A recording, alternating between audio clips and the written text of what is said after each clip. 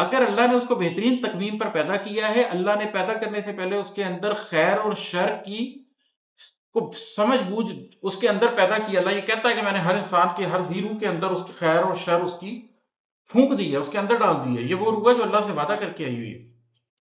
یہ ایک پودا ہے، اس کو زرخیز مٹی دیں، اس کی گوڈی کریں، اس کو پانی دیں، یہ خود پلے پڑے گا. اس کو نیچرلی پلنے پڑنے دیں. پہلی بات تو یہ ہے، وہ جس ماحول میں ہے اس ماحول میں اس کو نیچرلی پڑھنے دیں، اس کو جا کے کسی پرٹیکولر جگہ پر نہ بھیجیں. دوسری بات یہ ہے کہ دیکھیں، اگر تو آپ کہتے ہیں کہ جی ابا بھی چٹا ان پڑھ ہے، اماں بھی چٹی ان پڑھ ہے، دونوں کو پتہ ہی کچھ نہیں، وہ الف بے بھی نہیں سکھا سکتے، انہوں نے پڑھنے کے لیے کہیں تو بھیجنا ہے، تو میں یہ بات مان لوں. لیکن یہاں تو وہ سارے لوگ جنہوں نے یونیورسٹیوں سے پڑھا ہوا ہے، جو یہ کیپیبلٹی رکھتے ہیں کہ ایک چھوٹے بچے کی تربیت کر سکے. آپ میں سے کون سا ایسا آدمی ہے جو اپنے بچے کو اے بی سی نہیں سکھا سکتا، جو اپنے بچے کو انگریزی کے فگرے نہیں لکھنا سکھا سکتا، جو اپنے بچے کو صرف جمع تفریق ضرب تقسیم نہیں سکھا سکتا، ارتھمیٹک نہیں بتا سکتا؟ میں کب کہہ رہا ہوں کہ فزکس کی پی ایچ ڈی آپ سے خود پڑھائیں. لیکن اگر آپ اپنے بچے کو قرآن پاک کی 10 صورتیں ہی یاد کرا سکتے، نماز کا طریقہ نہیں بتا سکتے، سچ اور جھوٹ کا فرق نہیں بتا سکتے، اردو لکھنا پڑھنا بولنا نہیں سکھا سکتے، انگلش لکھنا پڑھنا بولنا نہیں سکھا سکتے.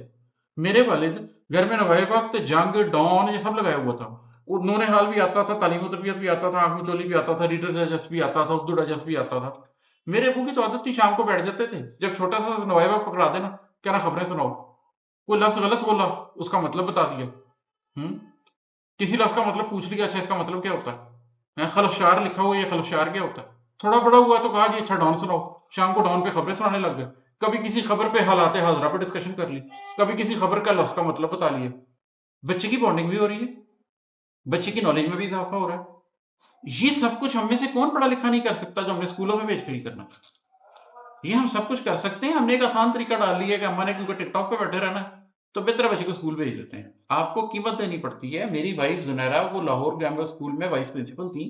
جب انہوں نے یہ جاب چھوڑ کر فیصلہ کیا کہ میری بیٹی کو گھر میں پڑھایا جائے گا، قیمت ادا کی ہے اس کی. ₹1,00,000 اس زمانے میں تنخواہ تھی، وہ چھوڑ کر گھر بیٹھے اس کی قیمت ادا کی ہے.